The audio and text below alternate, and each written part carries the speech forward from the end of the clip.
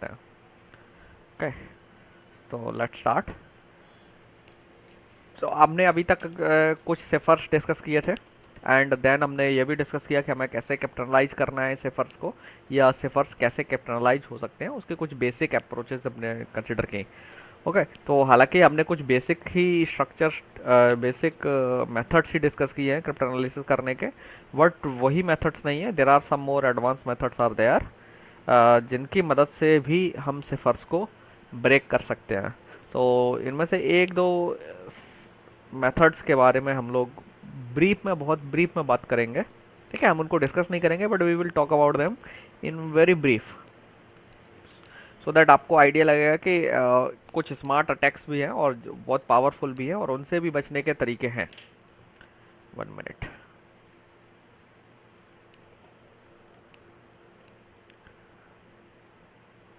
Okay, तो चलिए शुरू करते हैं। जो जैसा कि मैंने अभी बताया था आपको कि जितने भी there are two type of ciphers in cryptography.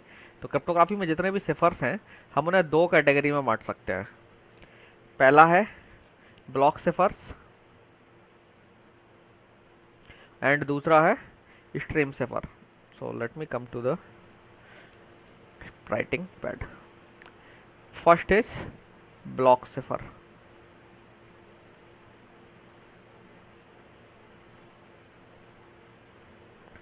तो this is a category of ciphers जिसमें एक्चुअली हम क्या करते हैं कि सपोज हमारे पास एक प्लेन टेक्स्ट पी है, तो हम इस पी को क्या करेंगे, and suppose that this P is sufficiently large, तो हम इस पी को क्या करेंगे, कुछ फिक्स लेंथ के चंक्स में ब्रेक कर देंगे। सो बी में बी डूइंग लाइक दैट। एक चंक आपने ये बनाया पी से, एक चंक ये बनाया, एंड सो सॉरी, ये सेम साइज का नहीं लगेगा, एंड सो ऑन। और so, इस तरीके से आपने मैसेज पी को क्या कर लिया, फिक्स लेंथ के कई चंक्स में ब्रेक कर दिया। And let suppose the chunk is n, n numbers are there, the chunk is in number of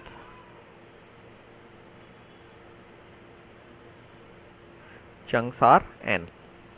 Okay, and assume that each chunk have each chunk has k bits. Okay, या आप कोई और parameter भी ले सकते हैं। Let's assume that हम k की जगह पर n ले लेते हैं, क्योंकि कई बार हम k को की के साइज के तौर पर इस्तेमाल करते हैं। ओके, तो इस तरीके से हम अपने जो भी सिफर टेक्स्ट होगा, प्लेन टेक्स्ट होगा, उसे हम चंक्स में ब्रेक कर देंगे, और एक चंक का साइज m है। नाउ समटाइम्स ये हो सकता है कि जो लास्ट चंक होगा उसमें ज़रूरी नहीं है एग्जैक्टली m बिट्स हों, क्योंकि लेट्स से सपोज p की लेंथ अगर n है, तो आप n को m से डिवाइड करेंगे, तो ये नेसेसरी नहीं है कि n जो है m से करेक्टली डिवाइड हो। ऐसा हो सकता है कि n की वैल्यू आए 12 पॉइंट, ये जो डिवीजन है इसकी वैल्यू 12.5 आए, तो इसका मतलब क्या हुआ कि 12 चंक कम्प्लीटली बनेंगे, और बाकी के 50% बिट्स, एम के 50% बिट्स यहाँ पर बच जाएंगे।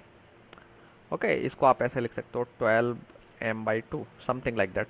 तो दैट मीन्स जो लास्ट चंक होगा उसमें एग्जैक्टली एम बिट्स नहीं होंगे।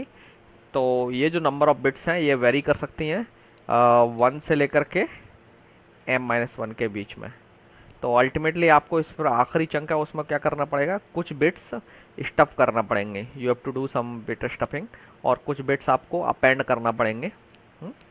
एंड इस तरीके से ऐसा करके आप क्या करेंगे, आप पूरे मैसेज को कुछ चंक्स में बांट देंगे। अच्छा, मैंने यहाँ पे सॉरी, यहाँ पे मैंने n चंक्स बांट लिए, और इसके जगह पे हम ये जो नंबर है इसको कोई और नंबर ले लेते हैं। ये n का मतलब टोटल बिट्स हैं p में। okay, n is let's say this n is कोई और वेरिएबल ले लेते हैं। Let's say this variable is x, तो ये होगा दिस वन। ठीक है, ये x का मतलब यहाँ पर total number of bits in p। ठीक है, मैंने रॉन्गली ये नंबर ले लिया क्योंकि मैं ये n को पहले ही यूज कर चुका हूँ। n का मतलब नंबर ऑफ चंक्स है। ओके,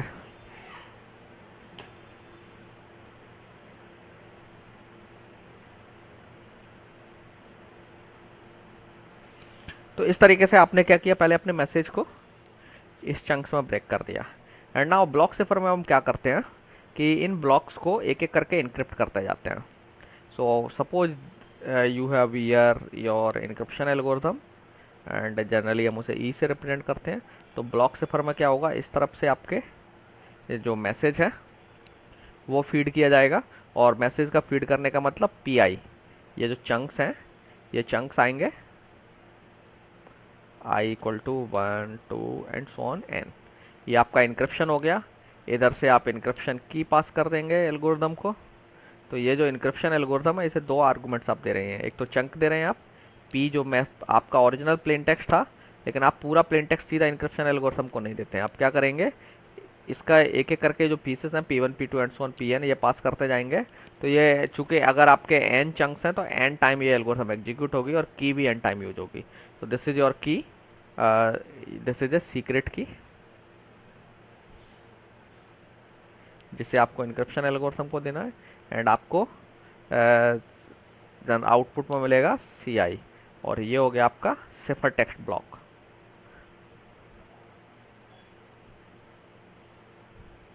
तो आपके जितने इन प्लेन टेक्स्ट ब्लॉक होंगे, इन्हें हम प्लेन टेक्स्ट ब्लॉक भी बोल सकते हैं, तो जितने प्लेन टेक्स्ट ब्लॉक होंगे उतने ही आपको सिफर टेक्स्ट ब्लॉक आउटपुट में मिलने वाले हैं। And this is being done at the centre side.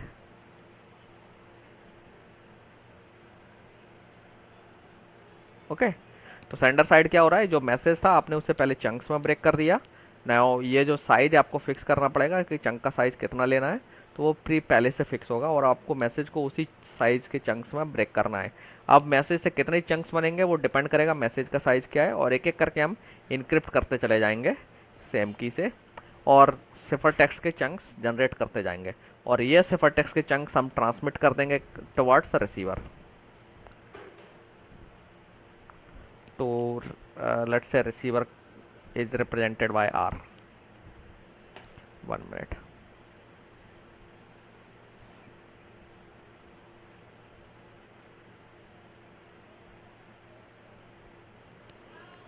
Okay, so this is how sender side processing is being done. Then receiving side क्या होगा, क्योंकि receiving side क्या होगा कि जो encrypted message आता है that means receiver जो होगा उसको ये chunks receive होंगे एक एक करके CI such that I equal to 1 2 and so on n ये, and here you have decryption algorithm and the same key you also need to provide. This is the key. now ये जो secret key है ये same secret key है जो sender side use हुई थी। Okay, ये चंक्स इधर से फीड हो रहे हैं और ये इधर से PI जनरेट होते चले जाएंगे। ओके, तो CI और जो है ना सेंडर साइड से जनरेट होकर के आए थे ट्रांसमिट होकर के, वो CI आपने डिक्रिप्शन यूनिट हो गई, तो ये डिक्रिप्शन एल्गोरिथम है उसको देते चलेगा और आपको फिर प्लेन टेक्स्ट मिलता चला गया। And this is how your block cipher works.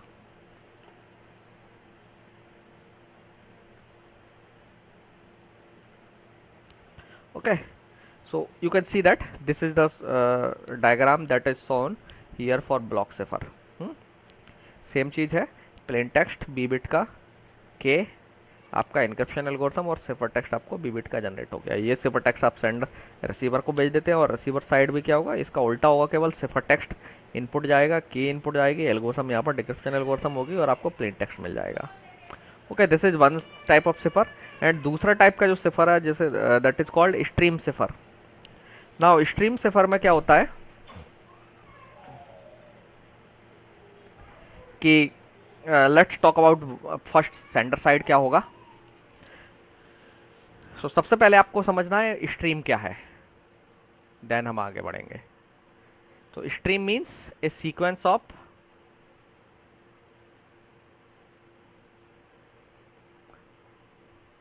Bits slash bytes. कई बार सीक्वेंस को हम यूनिट्स बदल सकती हैं, कभी सीक्वेंस में जो यूनिट्स है वो बिट होगी या बाइट होगी या कैरेक्टर होगी। सो स्ट्रीम क्या है, stream is a sequence of bits और बाइट्स और कैरेक्टर्स। तो डिपेंड करता है कि आप कितने फाइन ग्रेन लेवल पर स्ट्रीम को देख रहे हैं। तो कभी आपका ट्रीटमेंट बिट लेवल पर है तो आप बिट स्ट्रीम बोलेंगे, बाइट बाइट लेवल पर बाइट स्ट्रीम और करेक्टर स्ट्रीम। तो आप डिपेंडिंग ऑन बिट लिए हैं आपने, बाइट ली है, यूनिट जो ली है आपने वो करेक्टर लिया, उसी हिसाब से आप स्ट्रीम को नेम कर सकते हैं, बिट स्ट्रीम, बाइट स्ट्रीम और character stream. okay, so but stream is always a either it is a sequence of bits or it is a sequence of bytes or sequence of characters। लेकिन अगर आप ultimately low level पर देखेंगे तो byte is also a group of bits and character भी जो ना group of bits से फॉर्म होता है। तो अल्टीमेटली अगर आप देखें तो सबको आप सीक्वेंस ऑफ बिट्स भी बोल सकते हैं। तो stream is a sequence of bits.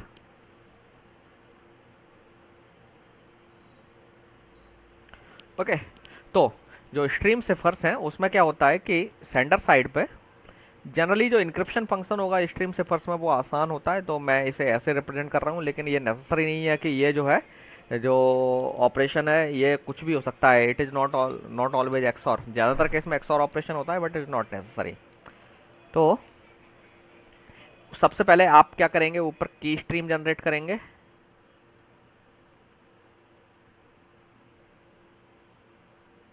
तो आपका यहाँ से की स्ट्रीम फीड हो रहा है और यहाँ से प्लेन टेक्स्ट स्ट्रीम आ रहा है।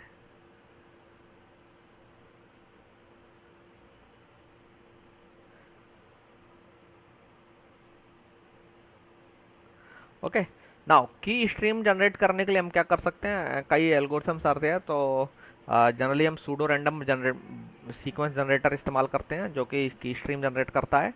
प्लेन टेक्स्ट स्ट्रीम आपका जो भी आपका मैसेज जनरेटर है या जो भी एप्लीकेशन है जो कम्युनिकेशन कर रहा है वहाँ से जनरेट होगा। एंड देन आप दोनों को क्या करते हैं, सिंपली यूनिट वाइज एक्सऑर कर देते हैं। तो अगर बिट स्ट्रीम है तो बिट लेवल पर एक्सऑर कर देंगे, अदरवाइज बाइट लेवल पर भी एक्सऑर कर सकते हैं और कैरेक्टर लेवल पर भी एक्सऑर कर सकते हैं। तो it depends on the encryption method कि वो किस लेवल पर एक्सऑर कर रहा है। बिट लेवल पर भी ज़्यादातर केस में बिट लेवल पर एक्सऑर किया जाता है but is not necessary. Byte level पर भी एक्सऑर ऑपरेशन हो सकता है। ठीक है, तो हालांकि एक्सऑर ऑपरेशन बाइट लेवल पर करिए वो अल्टीमेटली बिट लेवल पर ही होता है। ठीक है, तो इस तरीके से नाउ जब आप दो स्ट्रीम्स इनपुट कर रहे हैं तो आपको आउटपुट में एक स्ट्रीम मिलेगी जिसे हम बोलते हैं सिफर टेक्स्ट स्ट्रीम या सिंपली सिफर स्ट्रीम भी बोल देते हैं। So you will have a cipher text stream.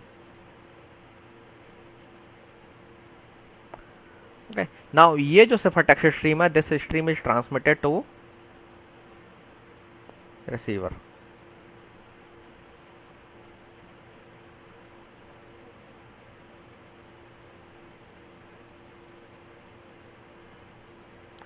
Okay, now receiving side पर क्या होगा, रिसीविंग साइड पर ये जो स्ट्रीम है वो रिसीव होगी।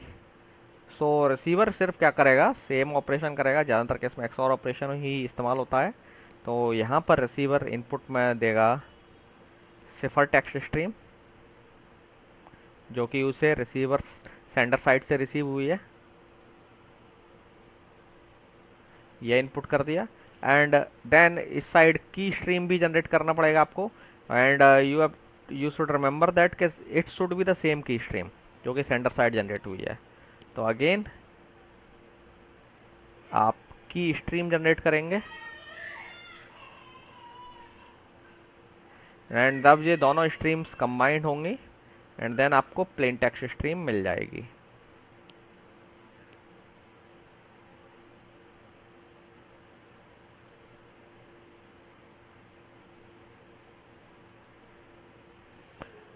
Okay, so this is how your stream cipher works. तो आप देख सकते हैं ये यही चीज़ आपको डायग्राम में दिखाई गई है। This is your plain text stream. Then यहाँ से आपकी आपने के जनरली ये एक शीट होता है, यहाँ पर ये जो की है आप रैंडम एक जो सीक्रेट की आप यूज़ कर रहे हैं वो आप बिट जनरेटर को देते हैं। सीक्वेंस जनरेटर जो होगा स्ट्रीम जनरेटर उसको देंगे, वो आपको एक स्ट्रीम जनरेट करके देगा। क्रिप्टोग्राफिक बिट स्ट्रीम का मतलब है एक सिक्योर स्ट्रीम। ठीक है, तो क्रिप्टोग्राफी में हम खास टाइप की बिट स्ट्रीम यूज़ करते हैं। कई बार आपने मॉडलिंग सिमुलेशन में भी बिट स्ट्रीम यूज़ की होगी, लेकिन ये उस स्ट्रीम से डिफरेंट होती है, इसलिए यहाँ पर स्पेशली लिखा गया है कि क्रिप्टोग्राफिक स्ट्रीम है आपके। ओके, तो क्रिप्टोग्राफिक स्ट्रीम का मतलब है this is A secure stream. That means बिना इस की के नॉलेज के कोई भी पर्सन इस स्ट्रीम को जनरेट नहीं कर सकता। ओके, और अगर कुछ स्ट्रीम्स की बिट्स लग भी कुछ प्लेन टेक्स्ट की बिट्स या सिफर टेक्स्ट की बिट्स मिल जाए तो आप स्ट्रीम का अंदाज़ा नहीं लगा सकते, समथिंग लाइक दैट। देन इससे आपको सिफर टेक्स्ट स्ट्रीम जनरेट होगी, this stream is transmitted towards the receiver, and ये जो प्रोसेस है रिसीवर साइड है। आप देख सकते हैं यहाँ पर रिसीवर साइड पर भी सेम एल्गोरिथम इस्तेमाल कर रहे हैं और सेम की इस्तेमाल कर रहे हैं। तो जब आपको जो सूडो जो बिट स्ट्रीम जनरेशन एल्गोरिथम्स है उनकी प्रॉपर्टी है कि अगर आप उसे सेम सेट ऑफ सेम की इनपुट देंगे तो वो same sequence of bit output करती है, that means same stream output करती है।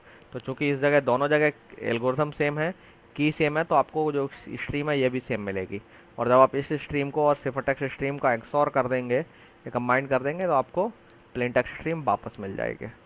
And this is how encryption is being done. So this is an example of, this is actually stream cipher. इस type के सिफर को हम स्ट्रीम सिफर बोलते हैं। एंड इसका एग्जांपल है RC4 एल्गोरिथम, RC5, RC3, बहुत सारी एल्गोरिथम्स थी RC4 बेस्ड, ये सब स्ट्रीम सिफर की कैटेगरी में आती हैं। ओके, तो कई केसेस में हम स्ट्रीम सिफर भी इस्तेमाल करते हैं एंड समटाइम्स हम ब्लॉक सिफर भी इस्तेमाल करते हैं। तो हम एक एक करके इनके एग्जांपल आगे फ्यूचर की क्लासेस में डिस्कस करेंगे। ओके, आई होप ये सब आपको क्लियर हो गया होगा। नाउ हम आते हैं कि एक सिफर कैसे बनाया जाता है, how you will be able to realize a cipher. तो एक्चुअली जब आपको एक सिफर बनाना है तो सबसे पहले आपको क्या काम करना होगा, एक मैपिंग ढूंढना पड़ेगी जिसको हम बोलते हैं रिवर्सिबल मैपिंग। तो आप देख सकते हैं इस टेबल में दो मैपिंग्स दिखाई गई हैं, एक मैपिंग रिवर्सिबल है, एक मैपिंग इरिवर्सिबल है। तो रिवर्सिबल मैपिंग का मतलब लेट मी टेल यू क्या होता है कि जैसे सपोज आपका 2 बिट का आप प्लेन टेक्स्ट का साइज या ब्लॉक साइज इस्तेमाल कर रहे हैं। ओके, तो 2 बिट में पॉसिबल 4 कॉम्बिनेशन हो सकते हैं, ये वाले 0 0 0 1 1 0 1 1। एंड आपने सपोज इसके करस्पॉन्डिंग मैपिंग कर दी। प्लेन टेक्स्ट क्या करता है एक्चुअली, सिफर टेक्स्ट में सब्स्टिट्यूट होता है। आपकी इनक्रिप्शन एल्गोरिथम क्या करती है, एक प्लेन टेक्स्ट बिट को सेम साइज के सिफर टेक्स्ट बिट में बदल देती है। तो अज्यूम कर लीजिए कि आपने एक मैपिंग बनाई है, 0 0 को सपोज हमने 1 1 में मैप कर दिया, 0 1 को 1 0 में मैप कर दिया, 1 0 को 0 0 में मैप कर दिया, 1 1 को 0 1 में मैप कर दिया। ओके, तो now you can see that this is A reversible mapping. Reversible mapping क्यों है, क्योंकि अगर मैं आपको इनमें से कोई एक बिट सीक्वेंस बताता हूँ, लेट्स से मैं आई टेल यू कि 1 0 इज द सिफर टेक्स्ट, तो आप इस टेबल को देख करके यूनिकली बता पाएंगे कि प्लेन टेक्स्ट क्या है। यू विल टेल दैट, जब मैं आपसे पूछूंगा कि 1 0 का करस्पॉन्डिंग सिफर टेक्स्ट क्या है तो आप आसानी से बता देंगे कि ये 0 1 है। अगर मैं पूछता हूँ 0 1 के करस्पॉन्डिंग प्लेन टेक्स्ट क्या है तो आप कहेंगे 1 1 है। अगर मैं पूछता हूँ 1 1 सिफर टेक्स्ट है तो करस्पॉन्डिंग प्लेन टेक्स्ट क्या होगा, आप कहते हैं 0 0। डिपेंड, आप टेबल देख करके आसानी से लुकअप करके बता देंगे। तो ये जो मैपिंग है वो कैसी है, रिवर्सिबल है, क्योंकि आप इन्वर्स फंक्शन भी कंप्यूट कर पा रहे हैं। रिवर्सिबल का मतलब ये जो मैपिंग एक फंक्शन को डिफाइन कर रही है और ये फंक्शन रिवर्सिबल है, सीधा मतलब ये है।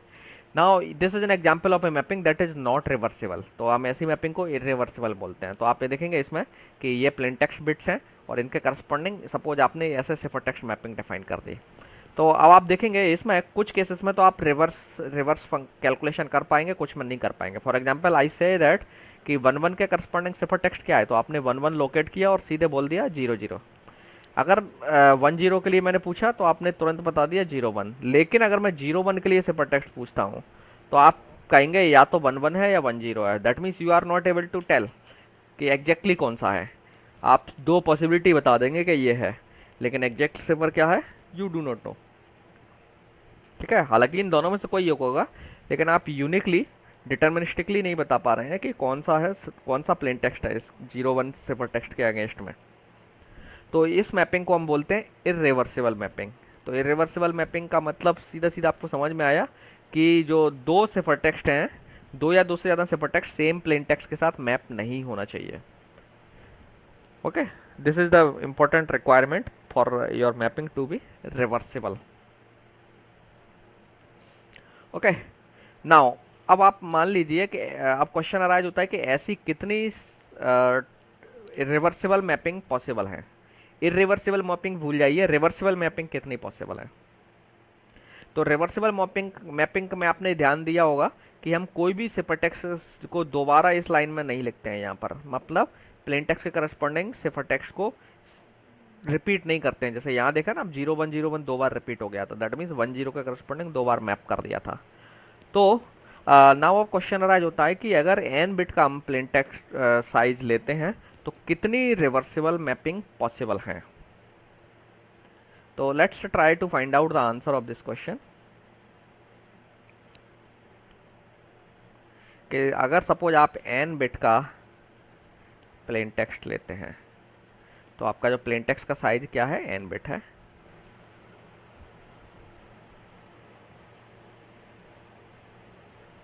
तो आपका सिफर टेक्स्ट का भी साइज क्या होगा? n bit.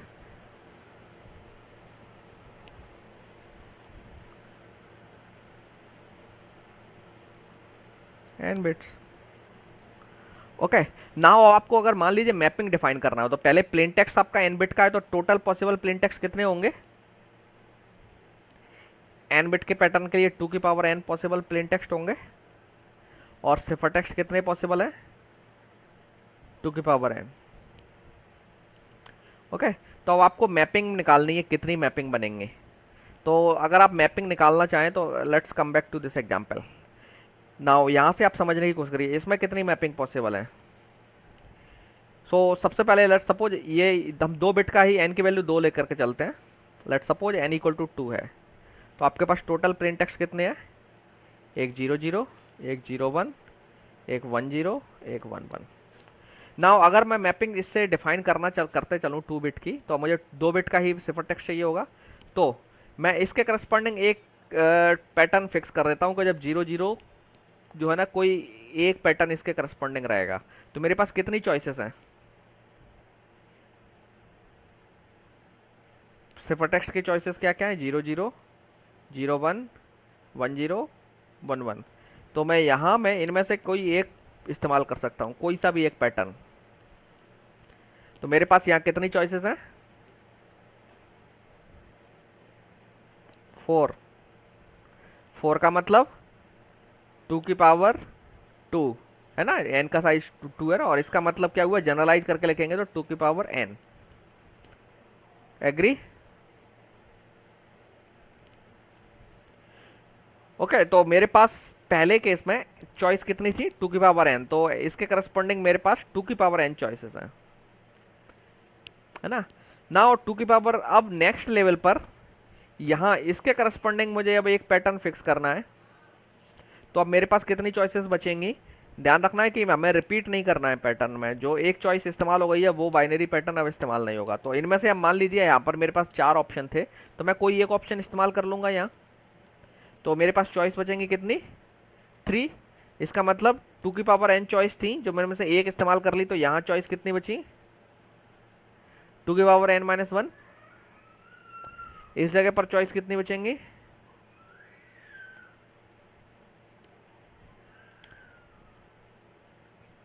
ठीक है ना। And so on. लेकिन यहाँ पर आप अगर देखें तो 2 की पावर n का मतलब हुआ मेरे पास यहाँ कितनी चॉइस थी? इसको देखें तो 4 चॉइस। देन इस जगह पर मेरे पास 3 चॉइस बची। यहाँ 4 चॉइस थी, मेरे पास अब 3 चॉइस बची। फिर 2 चॉइस बचेंगी, आखिरी में मेरे पास एक चॉइस बचेगी जिसे मैं इस्तेमाल कर लूँगा। तो आप देखेंगे this is the permutation combination problem. तो टोटल कितने ऐसे फंक्शंस बना सकता हूँ मैं या मैपिंग बना सकता हूँ? 4 इंटू 3 इंटू 2 इंटू 1। इसका मतलब 4 का फैक्टोरियल। इसका मतलब 4 की वैल्यू का मतलब क्या है? 2 की पावर 2 का फैक्टोरियल। और 2 की पावर 2 यहाँ ये n था, जिसका मतलब 2 की पावर n का फैक्टोरियल। तो अगर मैं n बिट का साइज लेता हूँ, अगर मैं n बिट का साइज लेता हूँ प्लेन टेक्स्ट का,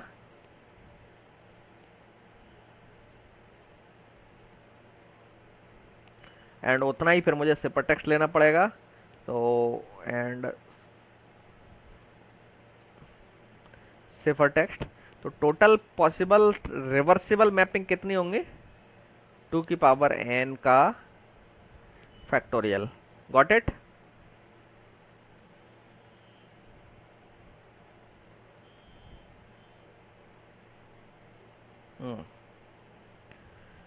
ओके।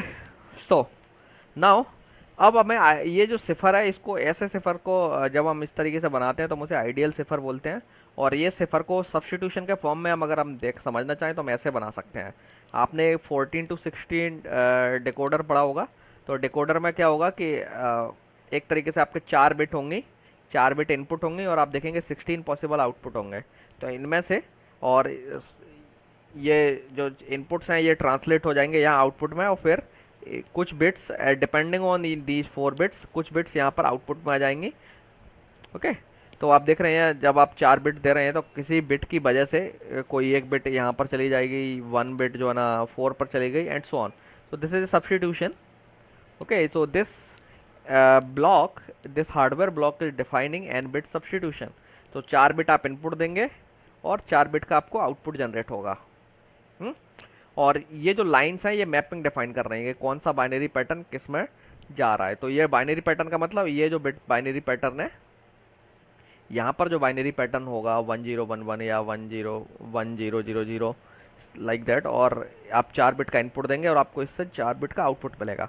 और ये वायरिंग्स क्या कर रही हैं, ये वायरिंग बिट्स को इधर उधर करके एक्चुअली ट्रांसफॉर्मेशन डिफाइन कर रही हैं, जो हम ट्रांसफॉर्मेशन टेबल के फॉर्म में डिफाइन कर रहे थे। तो इस तरीके के सिफर को हम बोलते हैं it is a kind of ideal block cipher. Now ये टेबल भी इसी के करस्पॉन्डिंग, इस ब्लॉक के सिफर के करस्पॉन्डिंग ये टेबल है। तो आप इस टेबल से ज़्यादा से समझ पाएंगे कि ये प्लेन टेक्स्ट है, मतलब प्लेन टेक्स्ट 000 है तो आपका सिफर टेक्स्ट 1110 है, दैन प्लेन टेक्स्ट 001 के करस्पॉन्डिंग सिफर टेक्स्ट 0100 है, एंड सो ऑन। तो ये आपकी इनक्रिप्शन टेबल है, ये टेबल आपकी डिक्रिप्शन टेबल हो गई जिससे आप डिक्रिप्शन कर रहे हैं। तो आप देखेंगे ये भी मैपिंग रिवर्सिबल हो गई। सो ये दोनों एक्चुअली रिवर्सिबल मैपिंग है। तो आपको इनक्रिप्शन डिक्रिप्शन में 2 रिवर्सिबल मैपिंग डिफाइन करना होती हैं और आपका सिफर बन जाता है। ओके, तो अगर आप देखें तो अब क्वेश्चन अराइज होता है कि ये जो सिफर है, क्योंकि जब आप इस तरीके का टेबुलर सिफर बनाते हैं तो अगर सिफर इसी तरीके से काम करेगा तो आपका काम नहीं बन पाएगा, क्योंकि आपको मालूम है कि सब्स्टिट्यूशन सिफर आपने देखा था, हम देख चुके हैं पहले ही। सब्स्टिट्यूशन सिफर में जब परमानेंट सब्स्टिट्यूशन होते हैं तो आपका सिफर आसानी से ब्रेक हो जाता है। तो ये सिफर स्टैटिस्टिकल एनालिसिस से ब्रेक हो जाएगा। तो हमें क्या करना पड़ेगा कि हम सिफर तो चुनेंगे, अब मेथड तो बनाएंगे, लेकिन ये एक पॉसिबिलिटी थी, ऐसा ट्रांसफॉर्मेशन, ये एक जो है मैपिंग है। मैंने बताया था कि 2 की पावर n का फैक्टोरियल मैपिंग्स होती हैं। तो अब आपको क्या करना है कि आपको इनक्रिप्शन सिस्टम ऐसे बनाना है कि वो क्या करे, डायनेमिकली यूजिंग सम की कोई एक मैपिंग चूज कर ले इतनी मैपिंग्स में से। तो वो मैपिंग चूज करने के लिए आपको कितने बिट रिक्वायर्ड होंगे, दैट मीन्स की का साइज क्या होना चाहिए, वो आप यहाँ से देख सकते हैं। 4 बिट आपके पास टोटल 16 पैटर्न है, और दैट मीन्स 16 पैटर्न है और हर पैटर्न में 4 बिट है, तो टोटल 64 बिट की आपको रिक्वायर्ड होगी। Okay, so this is a formula कि अगर आपको एक आइडियल ब्लॉक सिफर लेना है तो n into 2 to the power n ये आपका की साइज होगा, n इंटू 2 की पावर n की साइज होगा। लेकिन अगर आप इस तरीके से एक आइडियल ब्लॉक सिफर बनाते हैं तो 64 बिट के ब्लॉक सिफर आपको अगर सपोज डिजाइन करना हो, जो कि DES में इस्तेमाल होता है, तो आपको की लाइन कितनी चाहिए होगी, n की वैल्यू 64 है तो 64 into 2 to the power 64 that comes around 10 to the power 21 bits. That means हमें 64 बिट का ब्लॉक साइज अगर हम लेते हैं और आइडियल सिफर इस्तेमाल करते हैं इस तरीके से टेबुलर फॉर्म वाला, तो हमें 10 टू द पावर 21 बिट्स की ज़रूरत पड़ेगी। ये बहुत बड़ा नंबर है। ओके, दैट मीन्स ये जो आइडियल सिफर है ये प्रैक्टिकल नहीं है। तो इसके लिए फिर बाद में 1960 के अराउंड में हॉर्स्ट फिस्टल नाम के एक साइंटिस्ट थे computer science, so he gave a formula और he actually suggested that we should try to approximate the block cipher. हमें एक ब्लॉक सिफर को अप्रोक्सीमेट करने की कोशिश करना चाहिए, और वो कैसे अप्रोक्सीमेट कर सकते हैं उसका एक एग्जाम्पल है। Let me show you. ये एक एग्जाम्पल है, आपने ये एग्जाम्पल हिल सिफर में देखा होगा। तो हिल सिफर में हम क्या करते हैं, जो 4 बिट का आप अगर लेट से n की वैल्यू 4 n की वैल्यू 4 ले रहे हैं, हिल सिफर में हम n, यहाँ n लिखा हुआ है वो हम m लेते थे, m इक्वल टू 4। तो हिल सिफर में आप अगर m इक्वल टू 4 लेते हैं तो आपको क्या चाहिए था, एक 4x4 की मैट्रिक्स आप लेते हैं जो आपकी की होती है। तो टोटल की में कितनी बिट्स होती हैं, 16 है ना। अगर बाइनरी में ले रहे हैं तो 16 बिट्स में आपका काम हो जाएगा।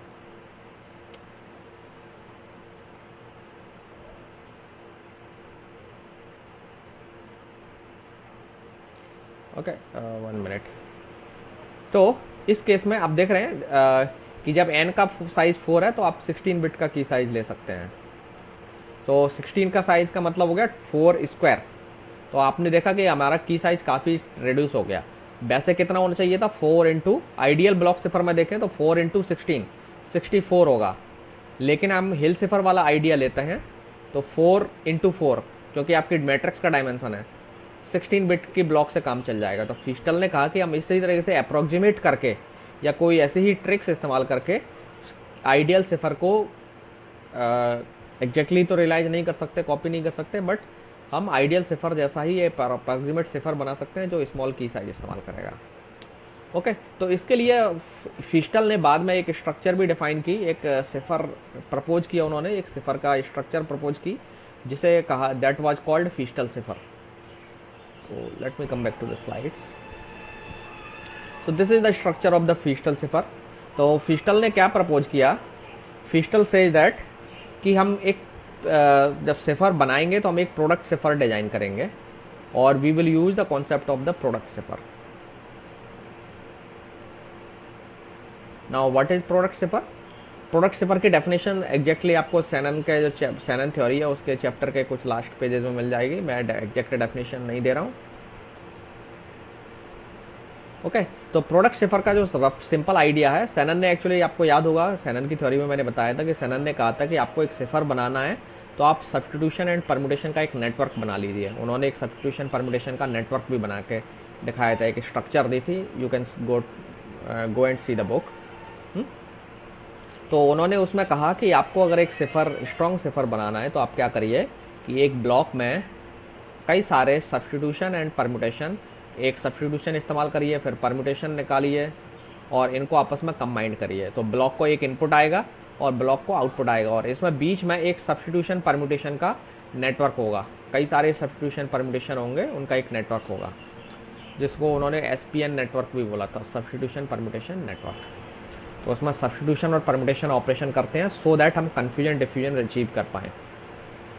ओके, तो सैनन ने एक्चुअली जो कन्फ्यूजन एंड डिफ्यूजन की जो डेफिनेशन हमने डिस्कस की थी उसी को अचीव करने के लिए एक नेटवर्क प्रपोज किया था और कहा था कि आप SPN नेटवर्क के through strong confusion diffusion achieve कर सकते हैं। तो वहीं से कॉन्सेप्ट से डिराइव करते हुए फिस्टल ने जो है कहा कि हम प्रोडक्ट सिफर इस्तेमाल कर सकते हैं। तो प्रोडक्ट सिफर का मतलब है कि हम ऐसे ही कई सारे सिफर को कंबाइन कर देंगे। दैट मीन्स हमारे पास एक सिफर, सपोज ये है एक सिफर मॉड्यूल जिसमें इंक्रिप्शन हो रहा है, इसको हम एक इनपुट दे रहे हैं, some input is giving and you output आ रहा है। तो यहाँ आपने लेट से एक की इनपुट दी, ये राउंड की जनरली हम इसको बोलते हैं, और एक ब्लॉक को हम इसको एक राउंड बोलेंगे, this will be called round. And एक राउंड आपका एक पूरा इंक्रिप्शन सिस्टम है, एक सिंगल इंक्रिप्शन सिस्टम है।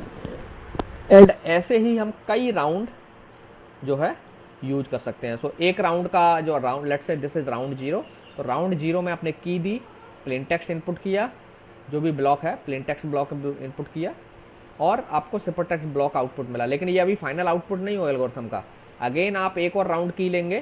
तो लेट्स से दे राउंड के की 0 थी, तो अब ये आउटपुट आएगा और एक राउंड की आ जाएगी K1, इस सिफर का जो आउटपुट आया था वो आ गया, let's say this is C0, तो C0 इनपुट किया और यहाँ आपको अब C1 मिलेगा, इन प्लेन टेक्स्ट वही है। एंड देन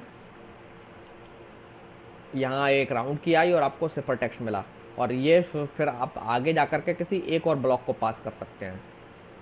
ये सिफर टेक्स्ट प्लेन टेक्स्ट की तरह यहाँ चला गया, एक राउंड की आ जाएगी, लेट्स से दैट की R1, इसको हम राउंड 1 बोलेंगे, और राउंड 1 में हमारा सब्स्टिट्यूशन परम्यूटेशन नेटवर्क है।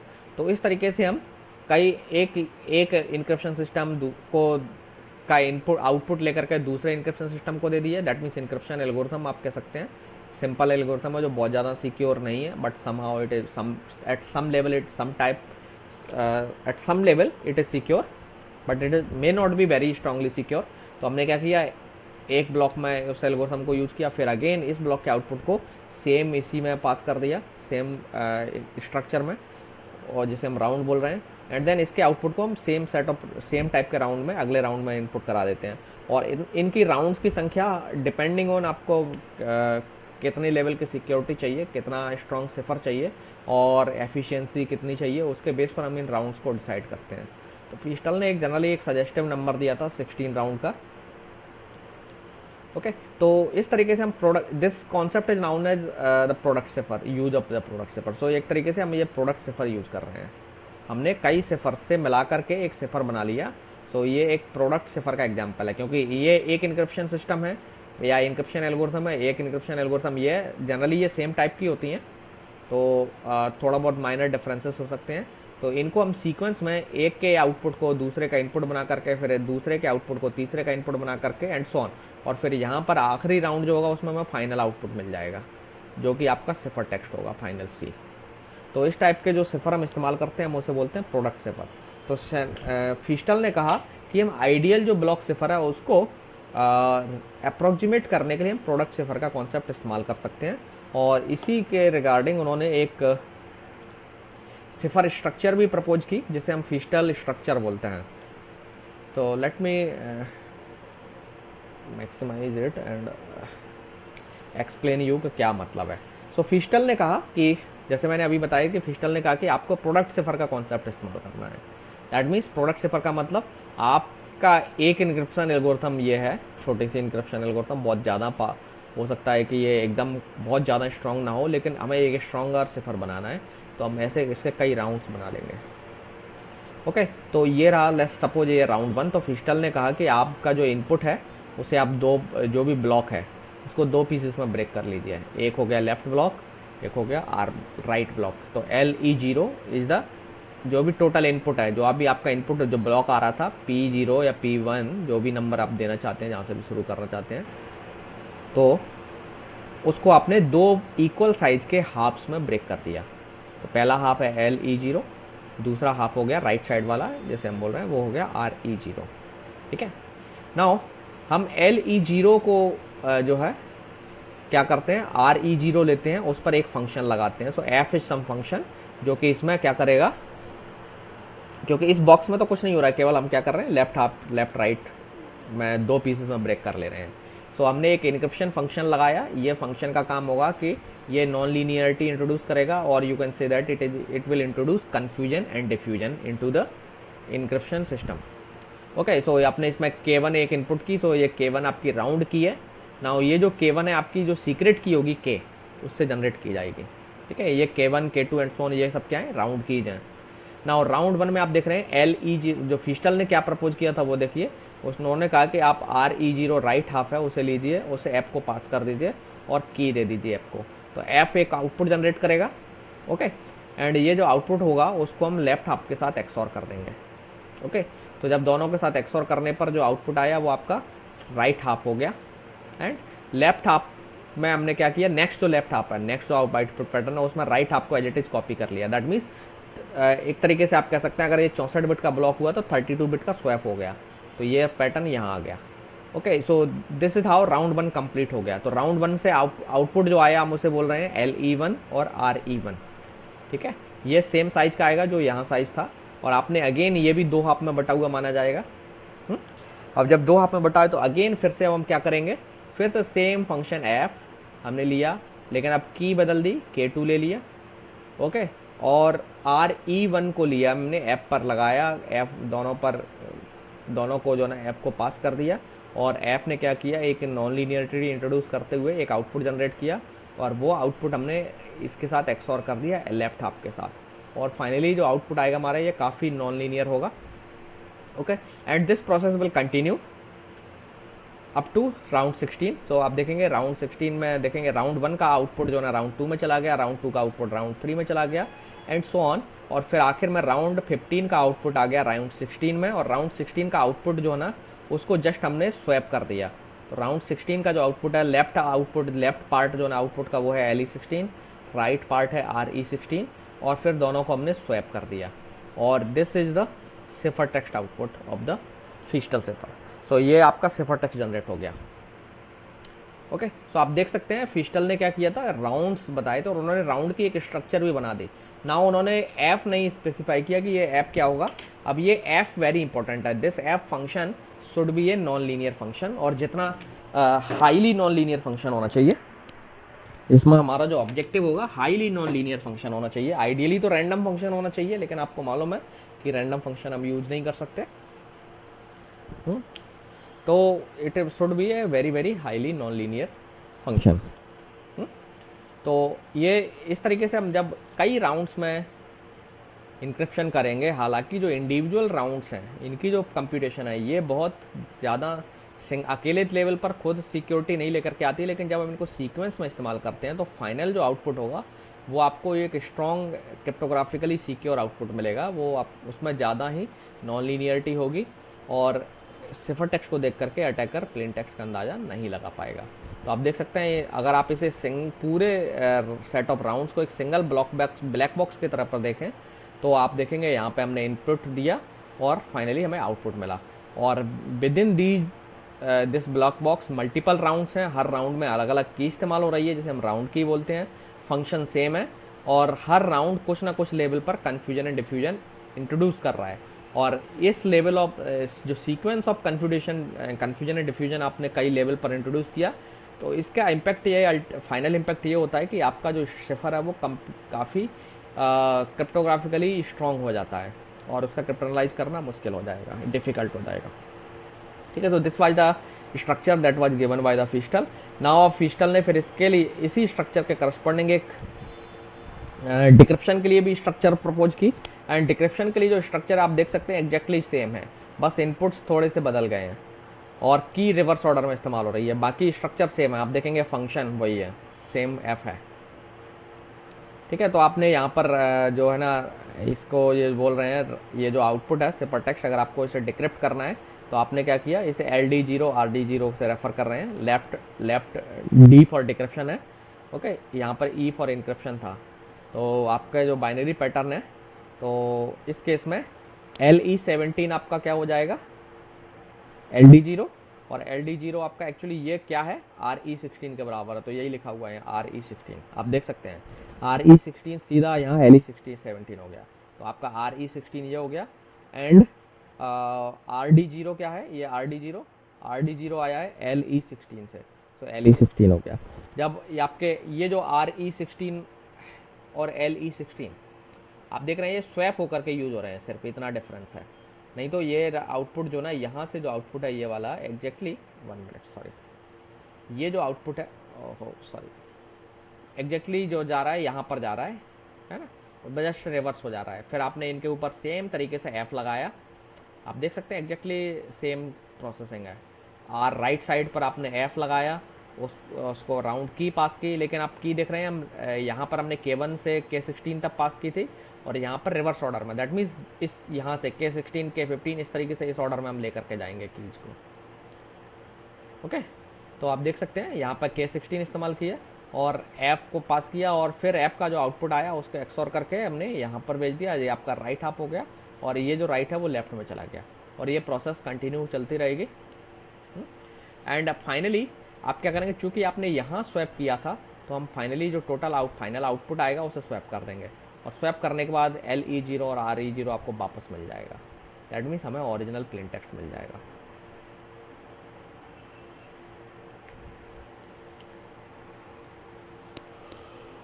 ओके,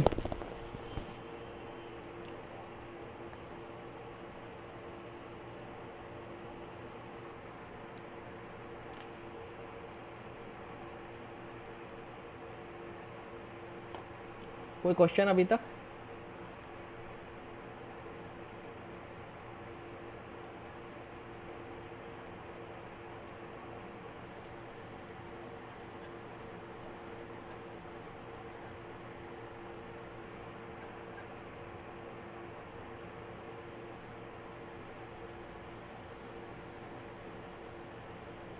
ओके, तो अभी एक्चुअली हमें एक काम इसमें और करना है, ये हमें थोड़ा सा प्रूव करना पड़ेगा कि आप इसको, मैं ये पेज दिखा रहा हूँ आपको, आप इसे पढ़ के आएंगे।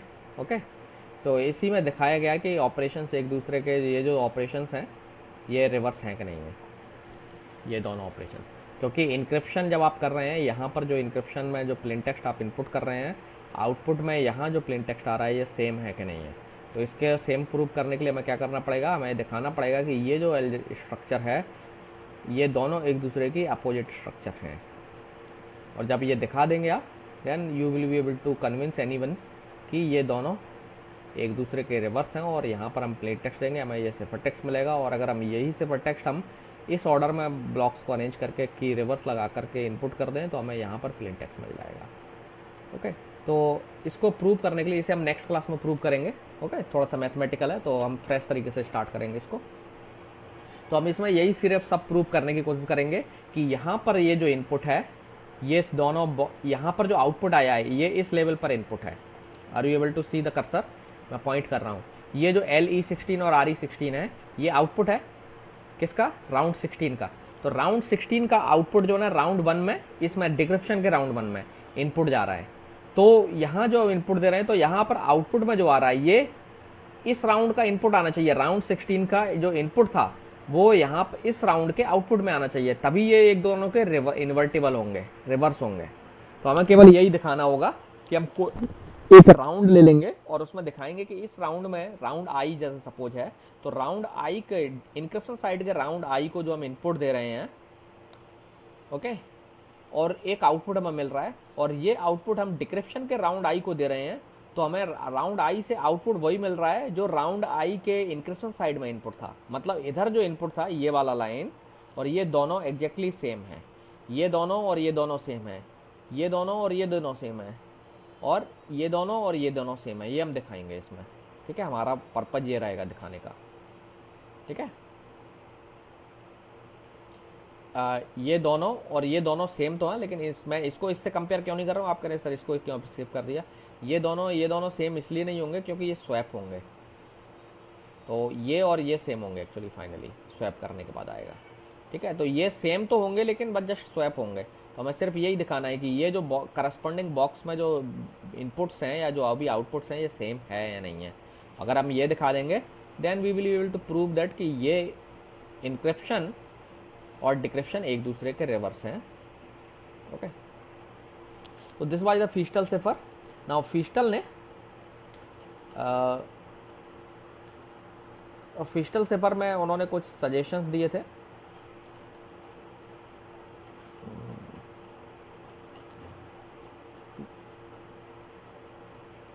फीस्टल सिफर को स्ट्रॉन्गर बनाने के लिए ही गेव सम सजेशन। पहला था ब्लॉक साइज, कि आपको सफिशिएंट मतलब ज़्यादा बड़ा ब्लॉक साइज आप लेंगे, तो ये गाइडलाइंस है फीस्टल सिफर से रिलेटेड। तो वो गाइडलाइन में क्या है कि पहला है ब्लॉक साइज, ये आपको चूज करना है कि ब्लॉक साइज क्या होगा, और ब्लॉक साइज चूज करते समय आपको याद रखना है कि जितना ब्लॉक साइज होता है की का भी साइज उतना ही होता है। ओके, तो जितना बड़ा ब्लॉक साइज आप लेंगे उतना ही आपको ज़्यादा सिक्योरिटी मिलेगी, क्योंकि आप ब्लॉक साइज जितना लेते हैं लगभग उतना ही साइज आपका की का होता है। तो large block size is required. लेकिन आपको ये भी ध्यान रखना होता है, बहुत ज़्यादा बड़ा ब्लॉक साइज आप ले लेंगे तो फिर क्या होता है कि प्रोसेसिंग थोड़ी सी स्लो हो जाती है। इसके बाद जो दूसरा जो पैरामीटर है आप फीस्टल सिफर में सेट कर सकते हैं वो की साइज। ओके, फीस्टल ने कोई भी गाइडलाइन नहीं दी है कि ब्लॉक साइज इतना ही होना चाहिए, आपकी मर्जी, आप जितना बड़ा ब्लॉक साइज इस्तेमाल करना चाहें। की साइज में भी उनकी सजेस्टिव गाइडलाइन थी कि आपका की साइज सफिशिएंटली लार्ज होना चाहिए। बहुत ज़रूर से ज़्यादा लार्ज होगा तो भी दिक्कत है, क्योंकि फिर आपकी एफिशिएंसी पुअर हो जाएगी, क्योंकि लार्ज की साइज का मतलब हो गया आपको कंप्यूटेशन ज़्यादा करना पड़ेगी। तो की साइज आपको सफिशिएंटली लार्ज रखना है, लेकिन इतना भी छोटा नहीं लेना है कि आपका सिफर ब्रूट फोर्स अटैक से ब्रेक हो जाए। तो 64 बिट का की साइज नाउडेज सफिशिएंट नहीं होता है, सेफ नहीं होता है, तो 64 बिट का की साइज नहीं होगा।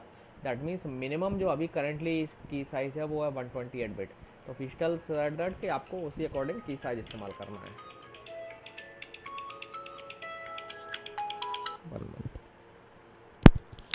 हेलो, हाँ आप सुनो, मैं 5 मिनट में कॉल करूँ, क्लास ले रहा हूँ।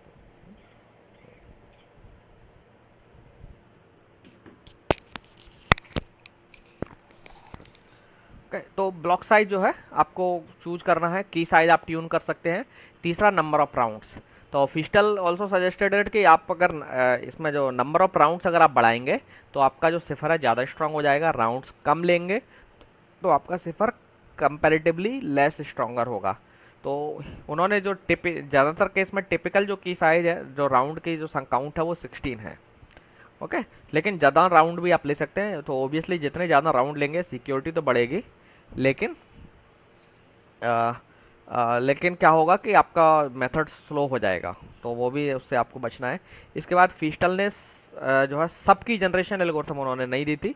तो जो K1 K2 and so on जो कीज हैं अप टू K16 ये सब कीज कहलाती हैं या राउंड की कहलाती हैं।